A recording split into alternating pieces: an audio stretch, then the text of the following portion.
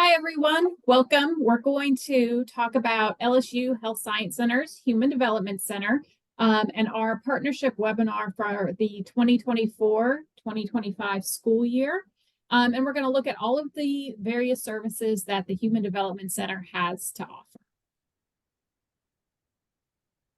But to start, we have officially rebranded. This is our new logo here. And as you know, our program is part of the Human Development Center at LSU Health Sciences Center. And on the next slide, you're going to see what we're all about at HDC.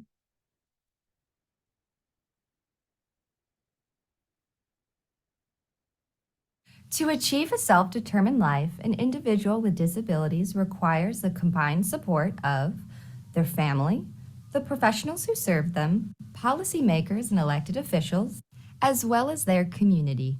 But success is only possible when everyone works together with the individual at the center. We build the capacity of communities to create the changes needed for individuals with developmental disabilities to fully participate in all aspects of community life. We are the Human Development Center at the LSU Health Sciences Center. So here's a quick overview of all of our programs at HDC. We have services that cover the lifespan. And I'm Allie Kowitz. I am the LASARD Project Director and the Education, Transition, and Community Initiatives Interim Director here at HDC. Today, I have with me Melinda Luna. She will be helping in the chat and putting some links in there for you. So if you have questions, you can add them to the chat, and either Melinda will help you in the moment or we'll answer them at the end.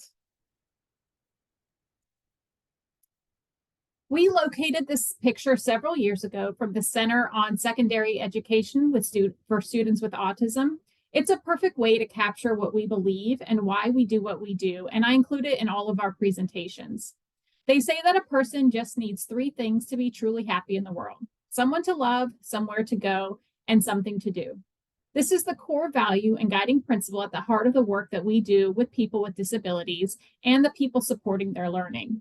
In order for this quality life to happen, it's essential that we teach the skills they need to lead a successful life. What are they going to do after high school? Will they have the skills necessary to make and keep friends? Will they have access to everything available to them in their community for recreation and leisure? So in short, if we want the individuals we work with to have a pretty good life, we have to make sure that they have the skills needed to make that happen. So a little bit about the Human Development Center. We are Louisiana's University Center for Excellence in Developmental Disabilities, or a UCED. UCEDs are part of the AUCD network, which is the Association of University Centers on Disabilities, which include institutions across the U.S., such as the Vanderbilt Kennedy Center for Excellence in Developmental Disabilities and the Kennedy Krieger Institute in Baltimore, the Mailman Center in Miami, and others. This provides us with a network of experts in the field of developmental disabilities to collaborate with and learn from. HDC serves as a resource to people with disabilities, families, service providers, educators, and policymakers. From individuals to systems, we build capacity, inspire change throughout the life cycle, and ensure that people with disabilities are able to participate in all aspects of community life, from birth to adulthood. Our goal at HDC is building the capacity of professionals, service providers, and families to ensure that people with disabilities can participate fully in all aspects of community life. When you work with HDC, you work with partners across all of these programs: the Inclusive Practices in Early Childhood Program, or IPEC, Louisiana Autism Spectrum and Related Disabilities Project, the Louisiana Deaf Blind Project for Children and Youth, and the Post-Secondary Apprenticeship for Youth, or Paycheck program. And we understand that the needs of your district vary across the state, from rural to urban and suburban areas. Our facilitators live across our state and are members of the communities where we work. This allows us to further meet the unique needs of your district and the students in your district. We will go anywhere in the state. Just this school year, we worked in a school up here at the Louisiana-Arkansas border and all the way down here in the tip of Plaquemines Parish. We go wherever you are.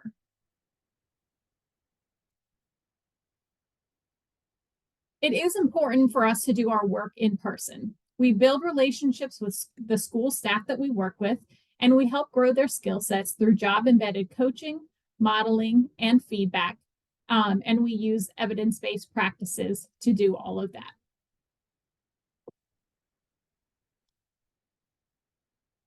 We've learned the importance of having a quality process if you want to have positive outcomes. These are the qualities embedded in the work that we do. We work collaboratively to ensure that everyone who needs to be at the table is there and invested in the goals that are set. We adopt a growth mindset, believing that when people know better, they do better. We provide leadership in translating research into evidence-based practices that we can step out, model, and coach.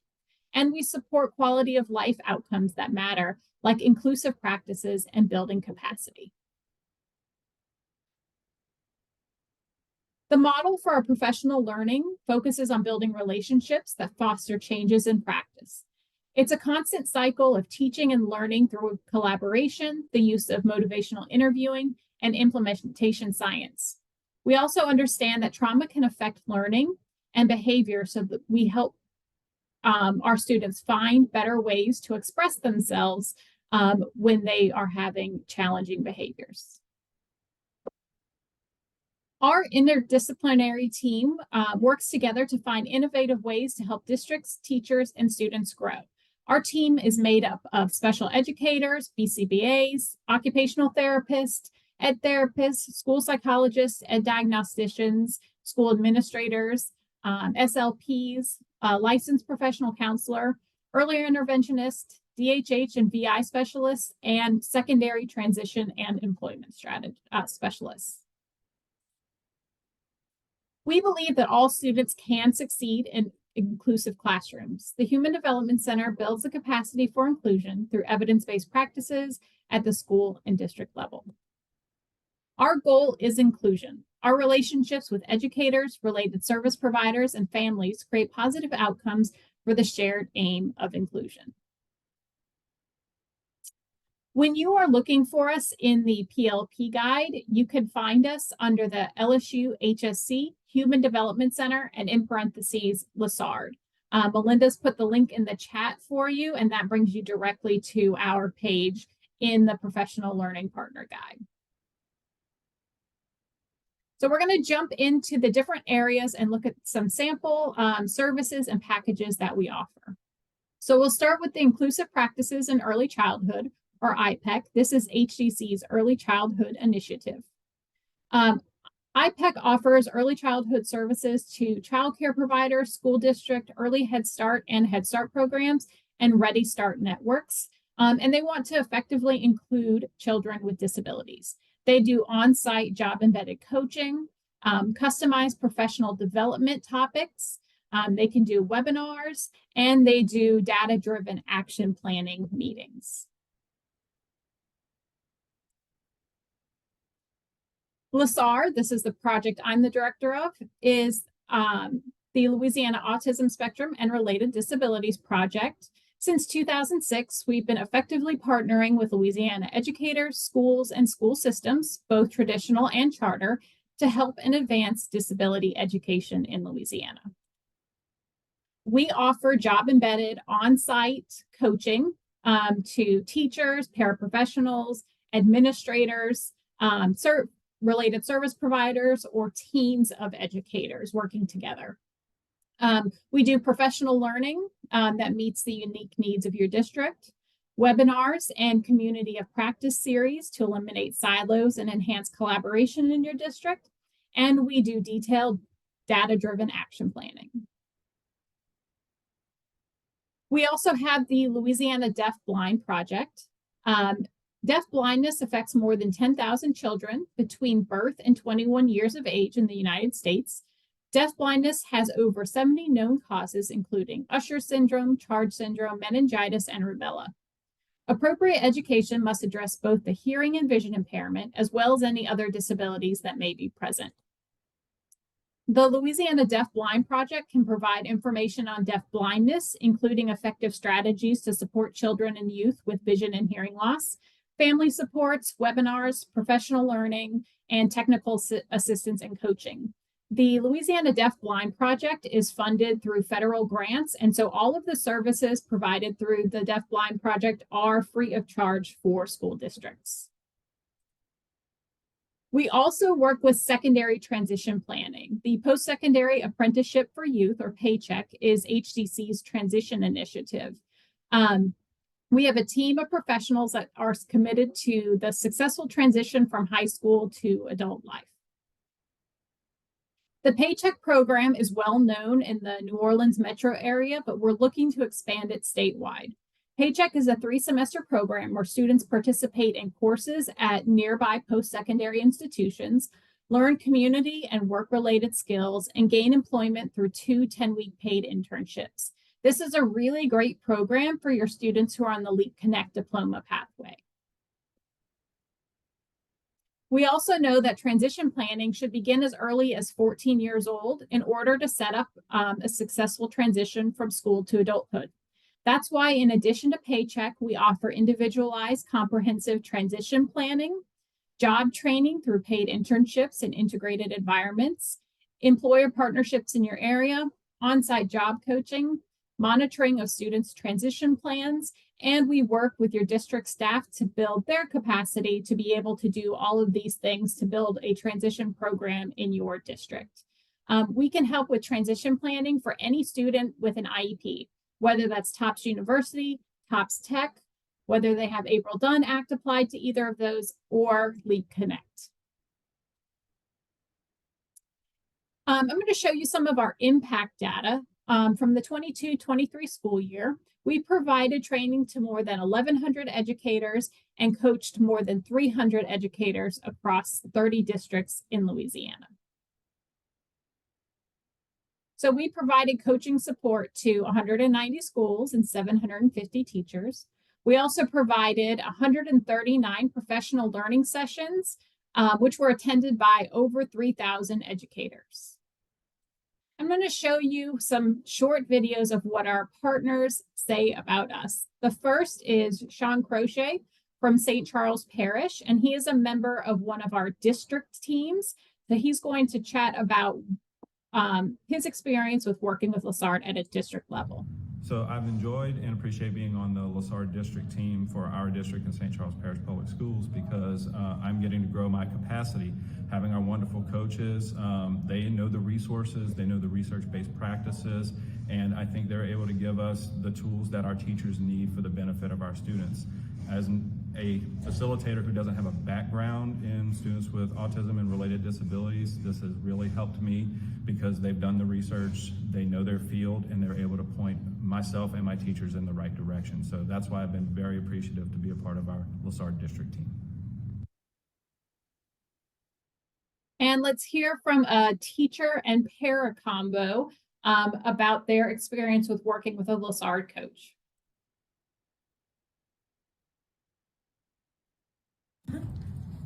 So since you've been coming in, we've noticed that a huge change in our student.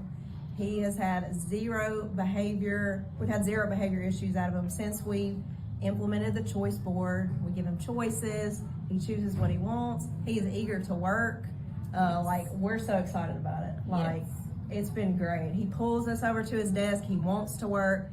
And seriously, zero behavior issues. It has been wonderful. Life-changing. It has been life-changing. It's been great. Life-changing. That is fantastic. And Yes. with me, I have Miss Dee and Miss Jody at Delhi Charter School. Just love it. Our services have been life-changing for this pair. We love making an impact across the state. We do recognize that there are challenges, though. And some of those challenges are what makes teachers change their behavior? How can we document changes in districts, schools, classrooms, and students? And how can we collaborate more effectively with school administrators? And while we recognize that there are challenges, we also have solutions. So we're going to go over a couple of the challenges and the potential solutions. So what makes teachers change behavior? It's motivation. We all will change if we're motivated enough to do something. Just like we get our students to try to change their behavior. We try to figure out what motivates them. But how do we motivate our teachers to change? We start with that relationship building, build a positive rapport with them. And is there an evidence-based way to do that? And there is. We use motivational interviewing to do that. So how can we document changes in districts, schools, classrooms, and students? We can use program evaluation. And is there a framework for program evaluation for projects similar to ours? And yes, there is. It's implementation science from the National Implementation Research Network. And is there an evidence-based way to do that? And yes, we use different tools, observation surveys, and self-assessments. So what's the goal of our partnerships? What are some things that we can do with districts? We can coach individual teachers, whether that is classroom issues, from classroom management to instructional. We can help new teachers set up classrooms based on evidence-based practices, implementing visuals, and good environment. We can look at student-specific issues. So we can come in and do student-specific observations and help the teacher and model and coach the teacher through using evidence-based practices. We can coach teams of teachers through collaboration, inclusion, and co-teaching. And we can build the capacity of school district or district team members and doing mentoring for coaches or coaching the coaches type model. We can also do a mixture of it all. That's really what's great about all of our services is that we customize everything to meet the needs of your district. So we're going to look at our coaching model. Our coaching process begins with a meeting before we even enter the classroom. It begins with a collaborative conversation with the teacher to determine their vision of how they would like things to be. This method helps them have ownership from the very beginning for what they want to work on and what we can work on together. This sets up the relationship as a partnership. The goal of the initial meeting is to facilitate change talk in the teacher so that they can begin to see the possibilities and attach to that vision. Once that happens, we start to see behavior changes, and the teachers can begin to feel unstuck. So think about the traditional model used in classrooms by some coaches. They push for change, and then they encounter teacher resistance. And when they encounter that resistance, change is unlikely. So rather than pushing for change that a teacher cannot envision, we have that collaborative conversation to elicit change talk. We make them aware of what's possible, and this makes change more likely to occur. So our coaching process, like I said, begins before we ever enter the classroom. We always start out with an introductory email. We do a pre-coaching survey that starts building that motivational interviewing piece, asking them what's going well, what their strengths are, what they feel like they need help in, if there's any student or classroom-specific issues they might be facing. Then we dive a little deeper with a pre-coaching meeting with the teacher, and we get a little more information from that teacher about their experiences, what they would like to see different in their classroom. When we go in and do an observation, we do a post-op observation email and feedback, and then have another meeting. We can do modeling and real-time feedback with the teacher. And we finally do a post-coaching survey. This middle part here occurs however many coaching sessions the teacher has. So we might just see a teacher one time, and this just happens once. But for some teachers, we see them 5 or 10 times. And so we're in this cycle throughout the school year. We do recommend a minimum of 3 coaching sessions per teacher. Coaching can be from district level teams all the way down to classroom level with teachers, paras, and related service providers. We can coach teachers individually or with a co-teacher or with a whole team that's working to support a classroom, like a teacher, a para, and an SLP.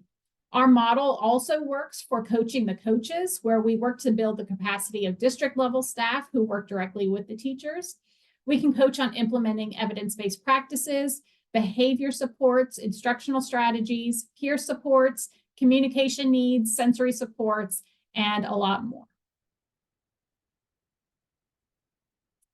We collect data through all of our visits. And here are some ways that we use data so that we can make sure that you understand what is happening in the district and the changes that we're seeing in the teachers that we're working with. We always start out with a data-driven action plan. We do those pre and post-coaching surveys. We can complete needs assessments. We have our classroom observation checklist, coaching plans, teacher surveys, and for student-specific concerns, we use goal attainment scales. And we're going to look at some of those in just a moment. So as mentioned, one of our data sources is the classroom observation tool. This is scored at the beginning and conclusion of coaching sessions to chart improvement. It looks at class-wide environment, visual supports, preventative and positive behavior strategies, sensory supports, student-specific strategies, communication strategies, instructional strategies, and student behavior. The scoring is simple, and it gives us a really good idea of the evidence-based practices and instructional practices being implemented by the teacher.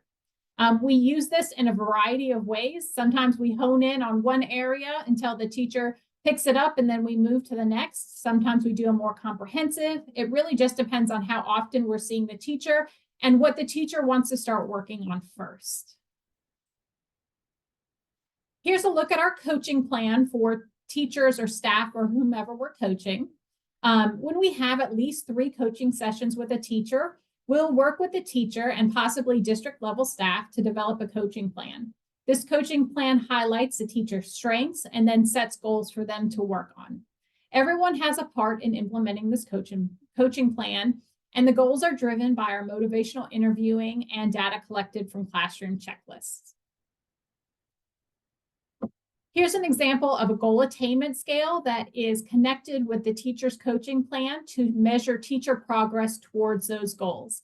This gives us concrete short-term objectives to work with towards the teacher. So for this teacher, her baseline data was that she was just hired for this role. She does not have a classroom schedule that works for her or her students. And our goal was that she will create a classroom schedule that is posted, referenced, student-friendly, and includes small group instructions to meet the needs of various grade levels in her classroom. She'll use priming to let the students know changes that may occur.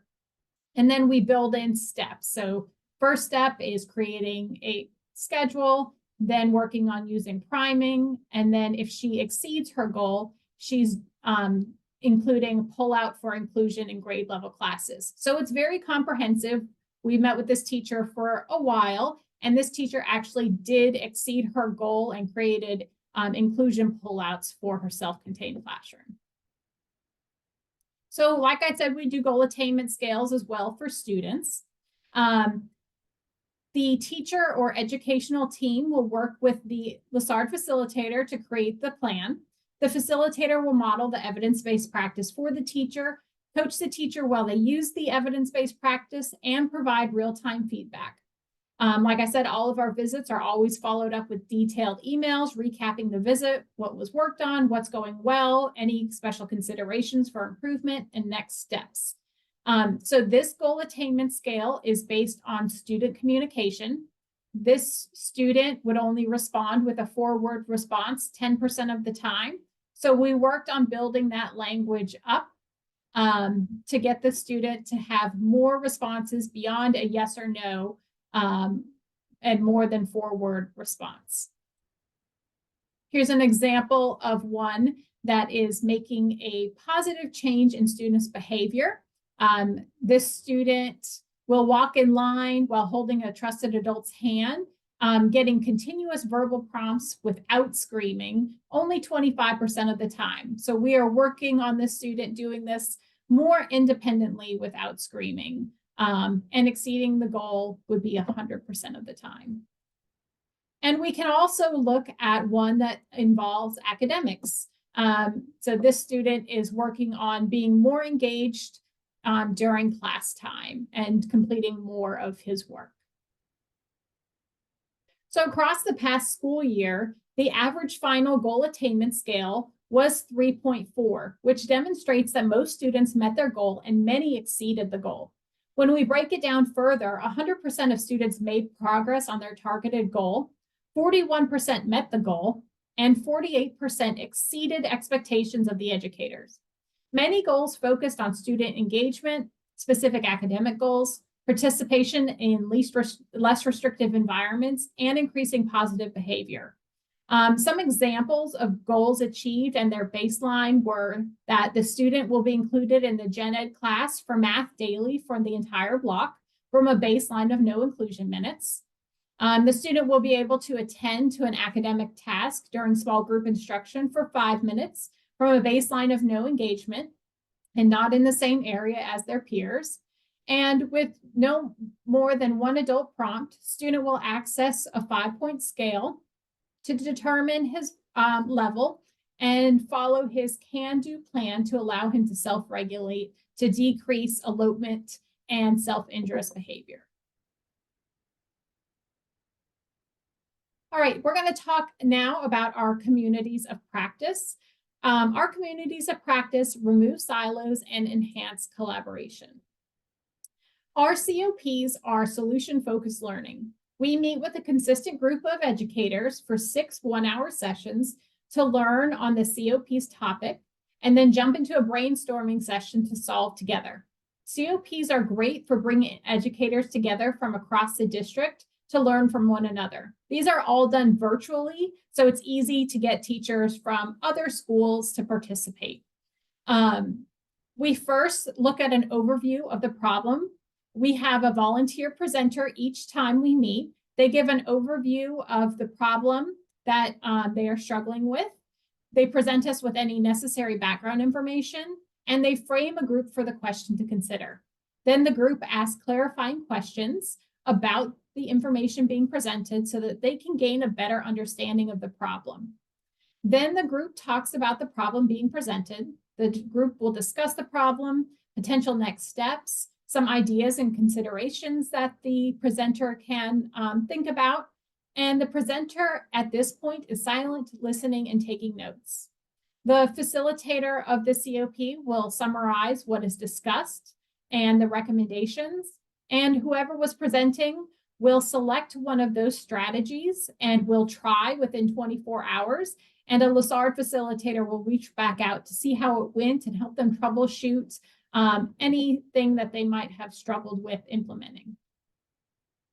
Here are some COP topics that we have done this school year. This is not an exhaustive list. We have over 20 series already developed, and we can customize them specifically for your district. We've done one on social communication. These are the 6 areas it covered, from social communication characteristics, core fringe vocabulary, visual supports, peer supports, IEP social goals, and visual supports. We did one for post-secondary transition and self-advocacy. So looking at independent skills, functional skills, vocational skills, self-care, self-determination, and self-advocacy. And a behavior one where we identify the target behavior, data collection, talk about functions of behavior, choosing interventions, implementing the plan, and problem solving. All right, we're going to talk a little bit more about some of our professional learning options. We do have some basic options that we have, but we can also customize any topic that we need based on the needs of your district.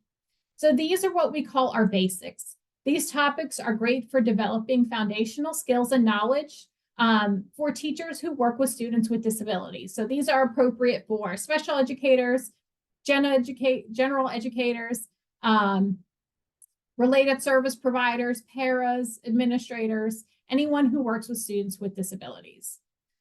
We also have our deeper dives training that goes into structured teaching, instructional strategies for students with significant cognitive disabilities, year-to-year and school-to-school transition planning, peer supports, and student-led IEPs. We also have 3 professional learning series, which are 3 2-hour-long sessions. They include inclusion, instructional strategies, and behavior. This is a look at some of the customized professional learning topics that we have done for schools. We always look forward to developing more topics to meet the needs of the districts we are working with. We have more than this. This is just a quick overview of things that we have done for districts in the past year or two. And we always get the best feedback from our make and take sessions. We start the professional learning session with a presentation and finish by having the teachers create visual supports that they just learned about. This gives the teachers tools that they can immediately use when they return to their classroom. Teachers love make and takes. This add-on service can be added to any of our professional learning sessions. So when you're thinking about what your district might need, again, we can customize any package based on the needs and goals of your district. We can create packages for early childhood, K-12, and secondary transition services. We can discuss the number of training sessions your district needs, how many teachers you foresee wanting or needing coaching, and the number of sessions total. If you want to incorporate community of practice and how many sessions. And we also have online web modules, which are self-guided and self-paced, online professional learning that you can have access to in your district. All of our packages may include a needs assessment, initial action planning meetings, principals meetings, mid-year check-in, and end-of-year meetings where we look at the action plan, the data, and make any tweaks or develop our next steps. So in the next few slides, we're going to look at some sample packages. These are packages currently in place in some districts across the state. This is just to give you an idea of the variety of packages we can create depending on the size of your district. We can create a package with a budget of just a couple $1,000s to a sky is the limit type budget, and everything in between. So here's a sample of an early child care package for child care centers or pre-K programs. The goal of this package is to build early childhood teacher skills to effectively include young children with disabilities in activities across the day. It includes consultation, professional learning, and coaching. Several members on our team are class trained, and they are also pathways trainers.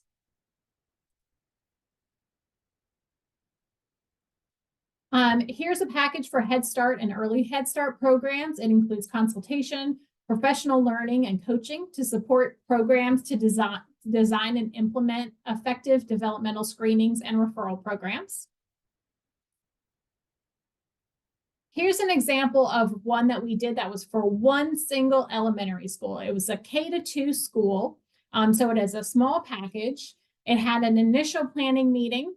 It provided 2 of our basic trainings for all of their staff and 15 coaching sessions, and they focused in on new special education teachers.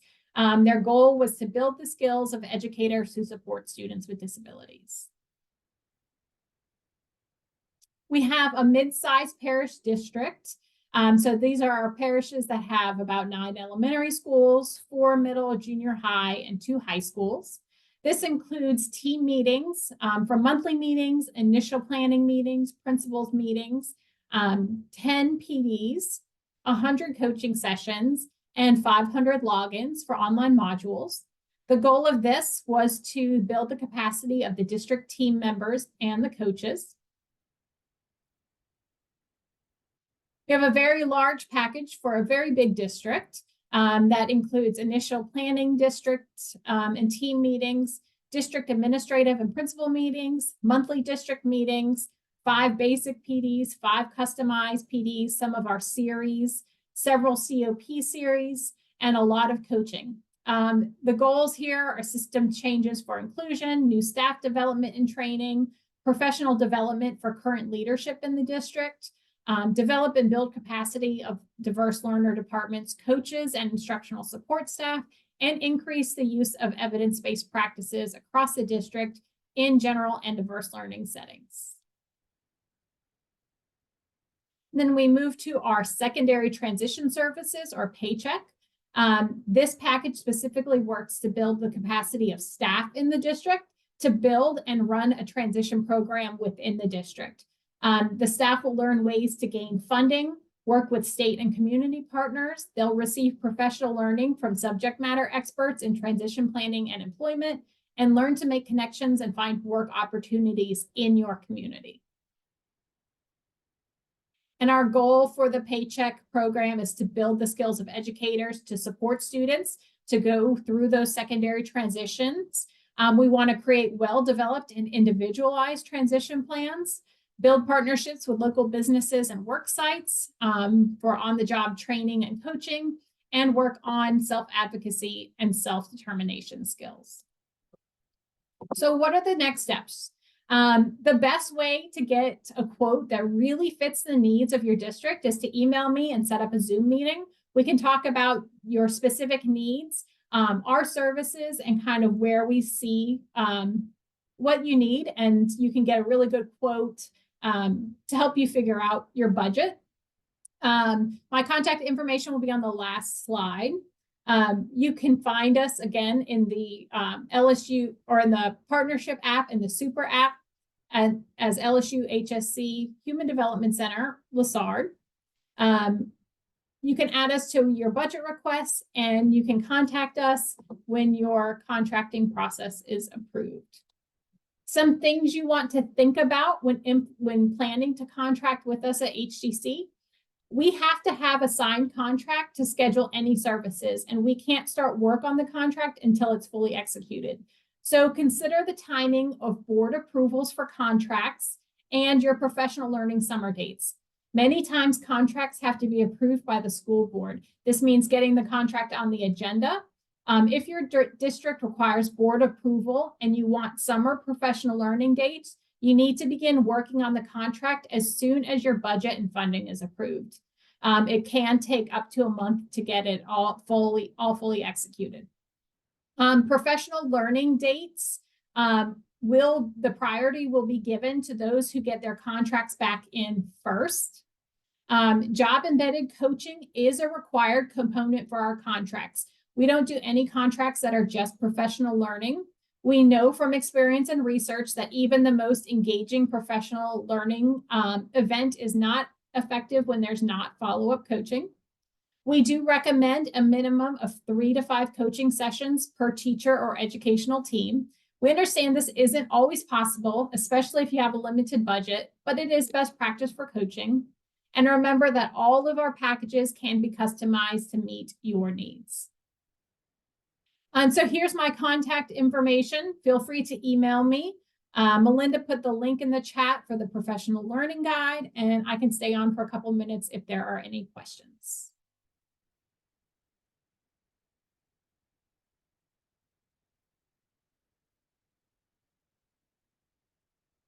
If not, we thank you for your time, and we hope to hear from you soon.